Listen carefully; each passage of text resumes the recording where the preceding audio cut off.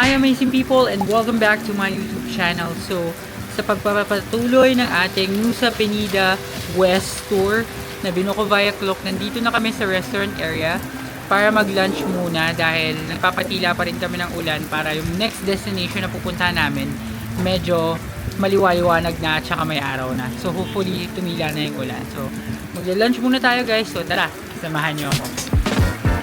So guys, ito yung Teare Restaurant. So dito kami magla-lunch. Konti lang yung tao. Ayan, so papakita ko lang yung loob. Ang ganda.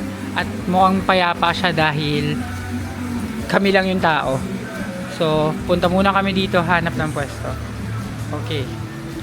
So papakita ko lang din sa inyo guys yung simple lunch na kasama na dun sa binok namin dito sa tour Viacloc. So ito yung lunch area or yung buffet area.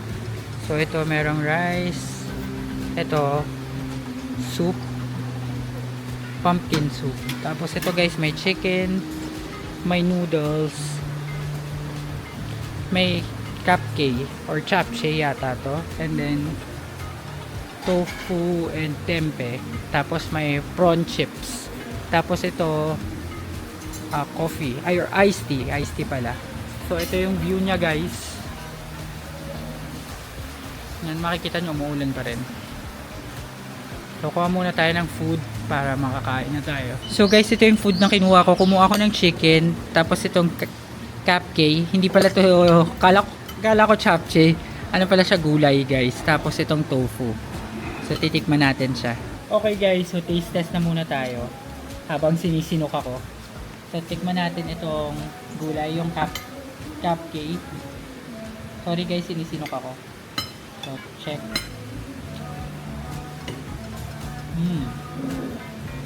Masarap siya guys.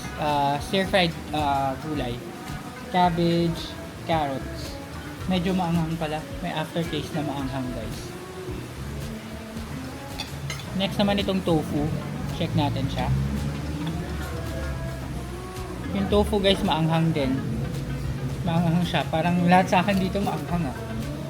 Next tong chicken. Check natin tong chicken. Yung chicken hindi masyadong maanghang. So good to sa akin. Again guys, etong lunch na to kasama na to dun sa binukong West Nusa Penida Tour Viacloc. So if you want to experience the same thing na na-experience ko at nitong previous vlog at saka dito sa vlog na to, you can book it Viacloc and do not forget to use my promo code AMIALCLOC para may additional discount kaya sa mga bubuk mo Viacloc. So book it Viacloc. A few minutes later. Okay guys, so nandito na ulit kami sa sasakyan at papunta na kami sa aming next destination which is Kilingking Beach. Okay guys, so nandito na kami sa Kilingking Beach. Yan yung view. May bababaan yata dito guys. So lalakad ng mga 5 minutes daw. Yan, so punta tayo dito at tignan natin kung worth it ba ang pagpunta dito sa Kilingking Beach. So ito yung makikita nyo guys pagpasok nyo. May mga nagbebenta ng I Love Bali hat. Yan, marami rin mga papalabas. At medyo umaaraw na dito guys. Nagkakapag-asa na. Sa wakas naman medyo umaraw na. So dito sa right side guys, yun may mga souvenirs. So sundan lang natin sila dito. So ito na guys, pababa na tayo. Pababa ulit yung trail. And nakikita nyo yung beach.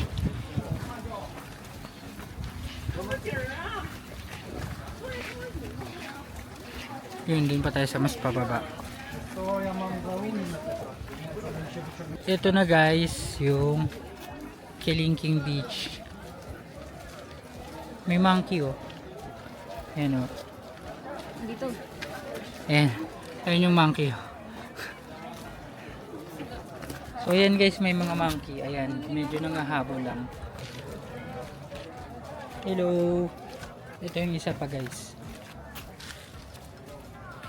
Umalis na sila, tumakbo na. So dito na tayo. Sinisinok pa rin pala ako guys, sorry. So picture lang dito at silipin natin yung view.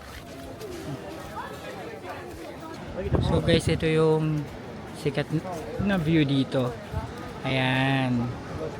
Ganda, grabe. Grabe guys, ang ganda. Yan yun guys, ito mismo yung pinupuntahan dito.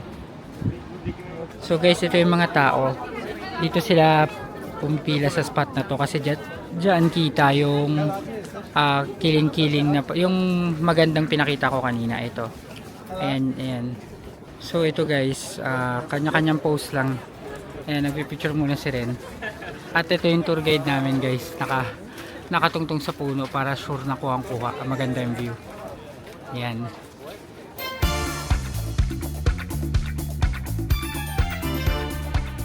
So guys, share ko lang, pwedeng bumaba dito. Kaso nga lang ngayon hindi masyadong pinapayagan kasi nga delikado. Pero may mga tao dun sa pababa. Hindi na tayo bababa dyan para safe lang tayo. Dun lang tayo sa safe. Pero nakapag picture naman kami. So yan guys, nakapwesto yung mga yan dito para mag picture lang. Yun. Tapos pag dumiretso ka dito na yung pababa. Pero hindi na tayo bababa. Share ko lang sa inyo guys, ito yung daan pababa. Ayan, so yan, pababa. Daan pababa dyan. Hindi na tayo ulit, hindi na ako bababa guys, kahit gusto ko sana. Pero dito na lang tayo sa taas. Ang importante naman guys, mapicturean nyo to. Yan kasi yung highlight talaga ng Nusa Penida Tour. So guys, ito yung mga unggoy oh.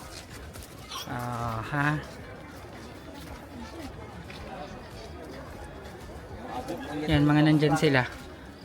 Wildlife. Ayan o.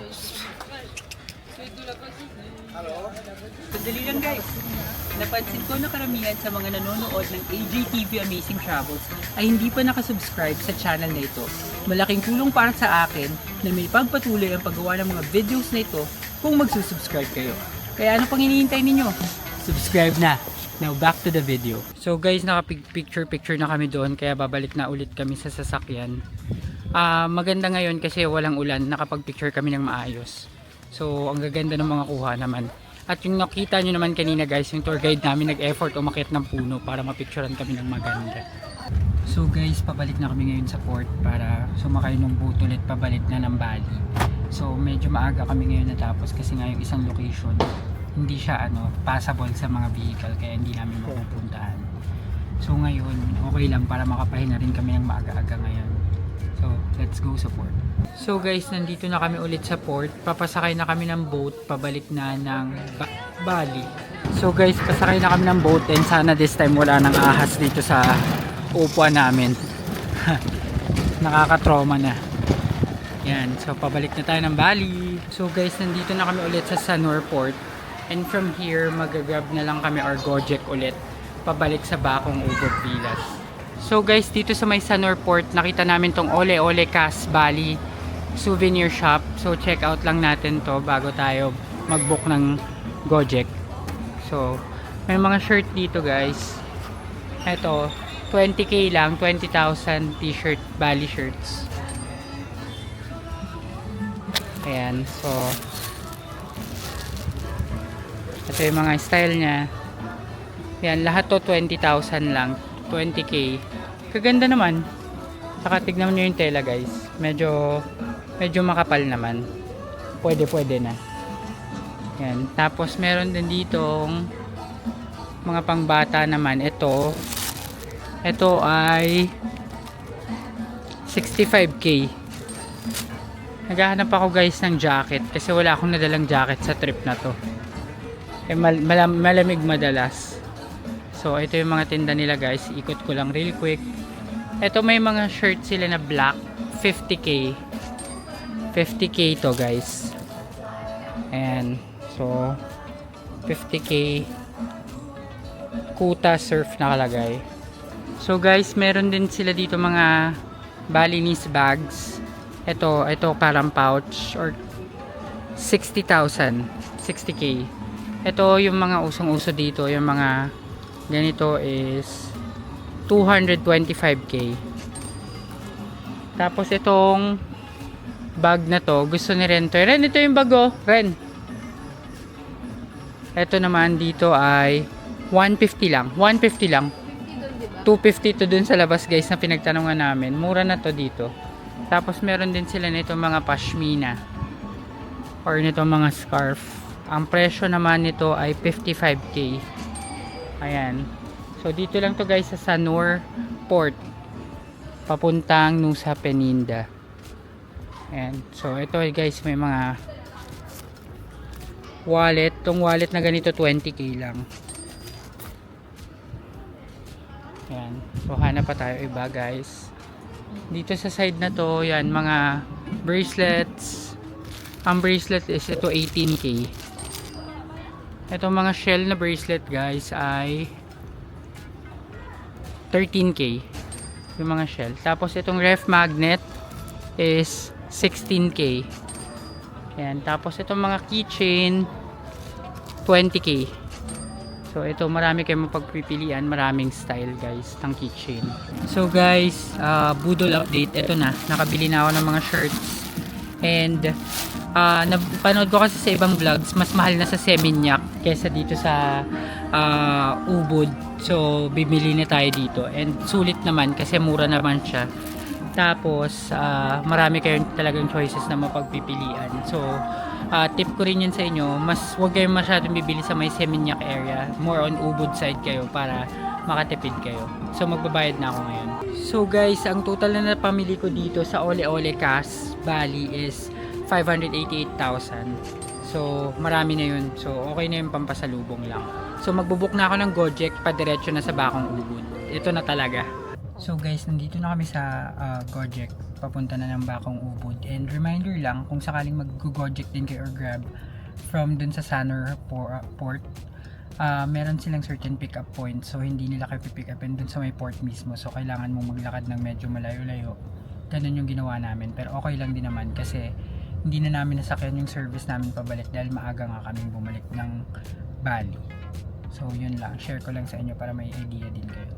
So guys, we are back na here sa Bakong Ubud Resort and Villas and napakaganda ng araw guys and perfect timing ito para mag-swimming! Okay guys, solong-solo ko ang pool. Ito yung pool guys ng Bakong Villa, Bakong Ubud Resort and Villa. Yan, solong-solo natin. Sarap dito ngayon guys. So hanap lang ang pwesto din, swimming na.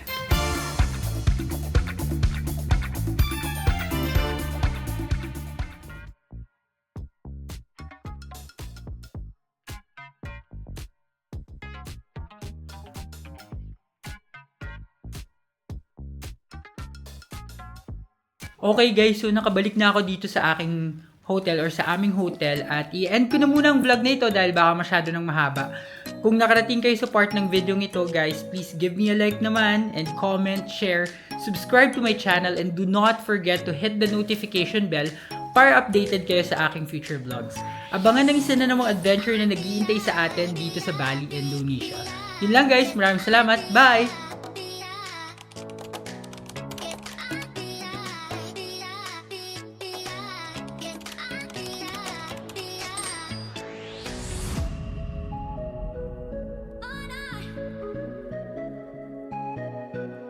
Oh